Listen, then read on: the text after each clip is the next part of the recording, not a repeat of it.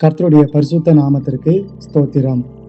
இன்றைய தியானத்திற்காக ஆதியாகமம் 16ஆம் அதிகாரம் 13ஆம் வசனம்.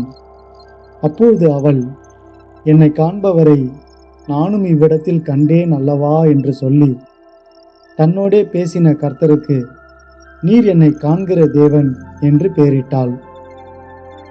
ஆகார் தன் நாச்சியாராகிய சாராயை விட்டு வனாந்தரத்திற்கு ஓடிப்போனாள். காரணம், ஆகார் தான் ஆபிராம் மூலம் கர்ப்பவதியான போது தன் நாச்சியாரை அற்பமாய் எண்ணினாள். ஆதலால் சாராய் தன் அடிமை பெண்ணாகிய ஆகாரை கடினமாக நடத்தினாள். அவளின் கொடுமை தாங்க முடியாததால் ஆகார் வனாந்தரத்திற்கு ஓடிப்போனாள். அங்கே கர்த்தருடைய தூதனானவர் ஆகாரை கண்டு சந்தித்து அவளுக்கு ஆலோசனை சொன்னார்.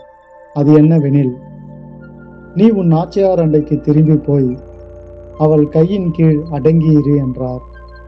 ஏனெனில் நீ கர்ப்பவதியாய் இருக்கிறாய். இந்த சூழ்நிலையில் நீ தனியாக இருக்கக்கூடாது. உனக்கென துணை வேண்டும். ஆதலால் நீ உன் எஜமாட்டியாகிய சாராயிடம் திரும்பி போ என்றார். ஆகாரும் அப்படியே திரும்பி போய் தன் எஜமாட்டி சாராயிடம் தஞ்சம் புகுந்தாள். பிரியமானவர்களே, தேவன் நம்மை காக்கிறவர், நம் சூழ்நிலையை காண்கிறவர். அவற்றை காண்கிறவர் மாத்திரமல்ல, சூழ்நிலைக்கு ஏற்ற ஆலோசனையும் தருகிறவர். ஆதலால் ஏற்ற காலத்தில் தேவன் நம்மை உயர்த்தும்படியாக அவருடைய பலத்த கரங்களுக்குள் அடங்கியிருப்போம்.